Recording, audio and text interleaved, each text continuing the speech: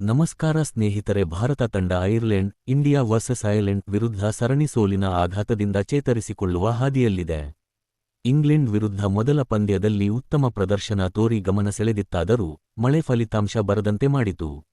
ಇನ್ನು ಸೀನಿಯರ್ ತಂಡಕ್ಕೆ ಪದಾರ್ಪಣೆ ಮಾಡಲು ಕಾಯುತ್ತಿರುವ ವೈಭವ್ ಸೂರ್ಯವಂಶಿ ಇಂಗ್ಲೆಂಡ್ ಸರಣಿಯ ಮೊದಲ ಪಂದ್ಯದಲ್ಲೂ ಅವಕಾಶ ಸಿಕ್ಕಿಲ್ಲ.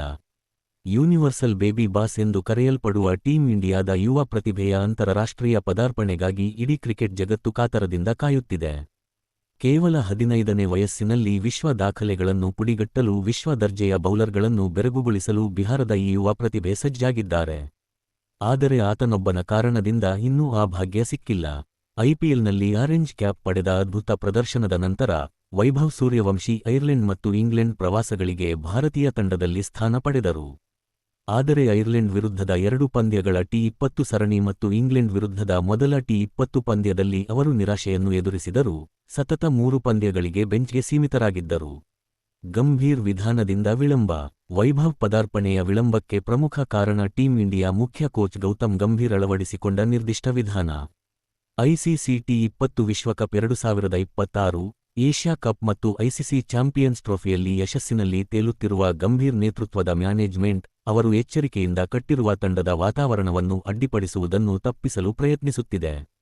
ಅಭಿಷೇಕ್ ಶರ್ಮಾ, ಸಂಜು ಸ್ಯಾಮ್ಸನ್ ಮತ್ತು ಇಶಾನ್ ಕಿಶನ್ ಅವರಂತಹ ಹಿರಿಯ ಆಟಗಾರರು ವಿಶ್ವಕಪ್ ಗೆಲ್ಲುವಲ್ಲಿ ಪ್ರಮುಖ ಪಾತ್ರ ವಹಿಸಿದ್ದಾರೆ ಎಂದು ಮ್ಯಾನೇಜ್ಮೆಂಟ್ ನಂಬುತ್ತದೆ.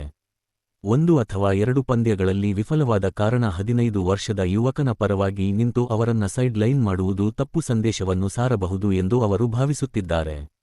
ಸಹಾಯಕ ಕೋಚ್ ರಯಾನ್ ಟೆನ್ ಡೋಶಾಟ್ ವೈಭವ್ ಪದಾರ್ಪಣೆ ಬಗ್ಗೆ ಮಾತನಾಡುತ್ತಾ, ವೈಭವ್ ಅಂತಾರಾಷ್ಟ್ರೀಯ ಕ್ರಿಕೆಟ್ಗೆ 100% ಸಿದ್ಧರಾಗಿದ್ದಾರೆ. ಆದರೆ ಕೇವಲ 3 ತಿಂಗಳ ಹಿಂದೆ ವಿಶ್ವಕಪ್ ಗೆಲ್ಲಲು ನಮಗೆ ಸಹಾಯ ಮಾಡಿದ ಸಂಜು ಸ್ಯಾಮ್ಸನ್ ಅವರನ್ನ ಕಡೆಗಣಿಸಲು ಸಾಧ್ಯವಿಲ್ಲ ಎಂದಿದ್ದಾರೆ.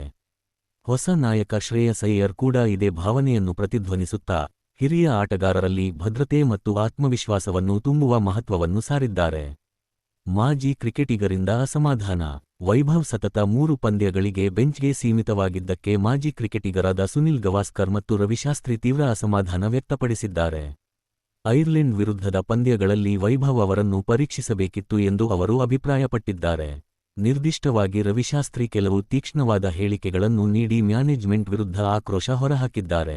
ವೈಭವ್ ಐರ್ಲೆಂಡ್ ವಿರುದ್ಧದ ಪಂದ್ಯಗಳಲ್ಲಿ ಆಡಬೇಕಿತ್ತು. ಅವರು ಅಲ್ಲಿ ಆಡಿದ್ದರೆ ಅವರು ಸಿಕ್ಸರ್ಗಳನ್ನು ಮಳೆ ಸುರಿಸುತ್ತಿದ್ದರು. ಅವರೇನಾದರೂ ಸಿಡಿದಿದ್ದರೆ ಅದು ಐರಿಷ್ ಬೌಲರ್ಗಳನ್ನ ಬೆಚ್ಚಿ ಬೀಳಿಸುತ್ತಿದ್ದರು. ಇಂಗ್ಲೆಂಡ್ನಲ್ಲಿ ಅವರಿಗೆ ಅವಕಾಶ ಸಿಗುತ್ತದೆಯೇ ಎಂದು ನನಗೆ ತಿಳಿದಿಲ್ಲ, ಆದರೆ ವೈಭವ್ಗೆ ಸಾಧ್ಯವಾದಷ್ಟು ಬೇಗ ಅವಕಾಶ ನೀಡಬೇಕು ಎಂದು ಅವರು ಸೋನಿ ಸ್ಪೋರ್ಟ್ಸ್ನಲ್ಲಿ ತಿಳಿಸಿದ್ದಾರೆ. ಧನ್ಯವಾದಗಳು ವೀಕ್ಷಕರೇ. ಚಾನಲ ಸಬ್ಸ್ಕ್ರೈಬ ಮಾಡಿ.